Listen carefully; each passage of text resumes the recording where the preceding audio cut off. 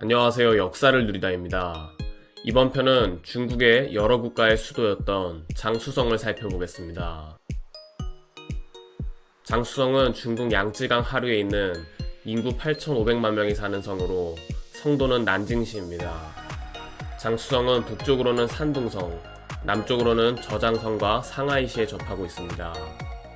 장수성의 명칭은 청나라의 3대 왕자인 순치제 때 난징시의 옛 이름 중 하나인 장寧과 수저우에서 한 글자씩 딴 것입니다.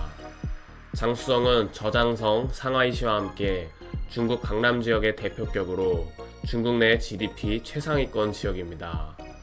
수저우시는 현대의 중국을 대표하는 공업 관광도시로 성장했고 버스 제조업체인 하이거의 본사가 있으며 전기버스인 하이퍼스를 생산하고 있습니다.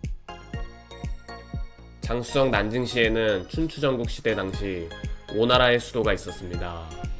춘추 5패 겸 오나라 24대 국군 함려는 남방의 강국 초나라의 수도를 점령했었고 그의 아들인 오나라의 마지막 국군 부차도 춘추 5패로 등극했었습니다. 기원전 496년 오왕 함려가 월나라의 춘추 5패 겸 35대 국군 월왕 부천과의 취리 전투에서 부상을 입고 숨을 거두었습니다.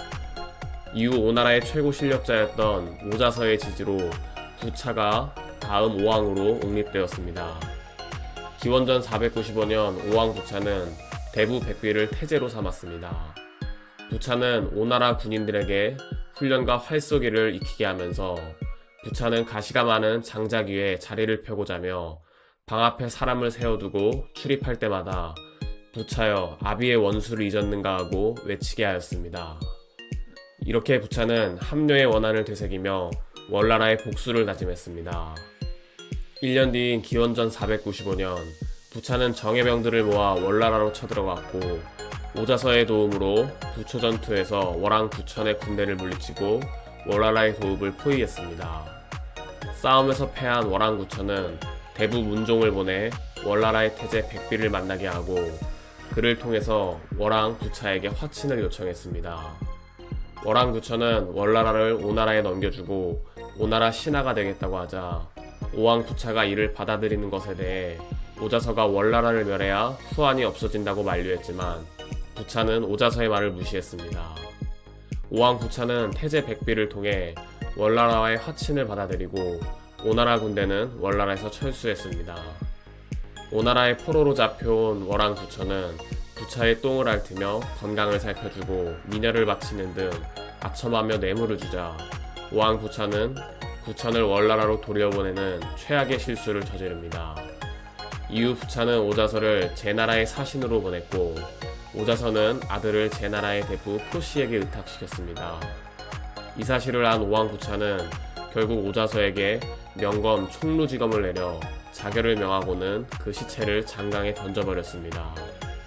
이후 기원전 478년부터 475년 사이 월왕 부천이 오나라를 공격해 도읍을 포위했고 기원전 473년 결국 월나라가 오나라를 멸망시켰습니다. 이때 오왕 부차가 월왕 부천에게 전에 살려준 예를 들어 항복했습니다. 마음이 약해진 부천이 망설일 때 문종의 부하 범녀가 쓸개를 핥으며 복수를 다짐하던 일을 잊으셨습니까? 라며 진언했으나 명분상 백호의 장으로 봉하겠다고 제안했습니다. 부차는 자신이 늙어 군왕을 섬길 수 없다며 그 제안을 거절하고 저승에서 오자서를 볼라치 없다며 고소산에서 자결했습니다. 범녀, 문종 등의 헌신으로 월왕 부천이 마침내 중원의 맹주가 되자 범녀가 월나라를 떠나면서 문종에게 교활한 토끼가 죽으면 사냥개는 삼기는 법이라네 라는 말을 남기며 월나라를 벗어나라고 충고했으나 문종은 월나라를 떠나지 않아 죽임을 당했습니다.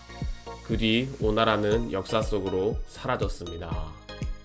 춘추전국 시대의 통일 이후 진나라, 한나라, 신나라를 거쳐 후한시대에는 양쯔강 이북은 도겸이 다스리던 서주, 그 이남은 손책이 자리잡은 양주가 있었습니다. 삼국시대로 접어들면서 장수성 난징시 일대에 손건이 손호의 초대 황제가 되면서 나라를 세운다는 의미로 건업이라는 수도를 세웠습니다.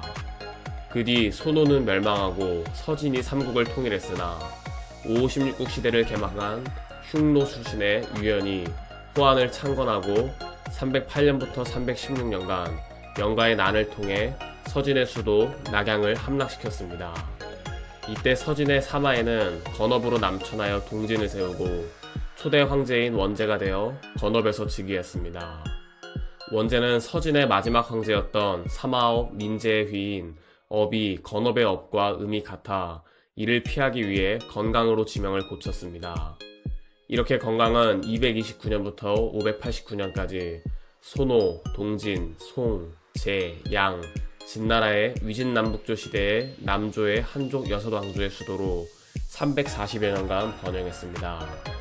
그러다가 수나라의 재통일과 이대왕제 양제의 대운하 사업으로 본격적으로 발전하기 시작합니다.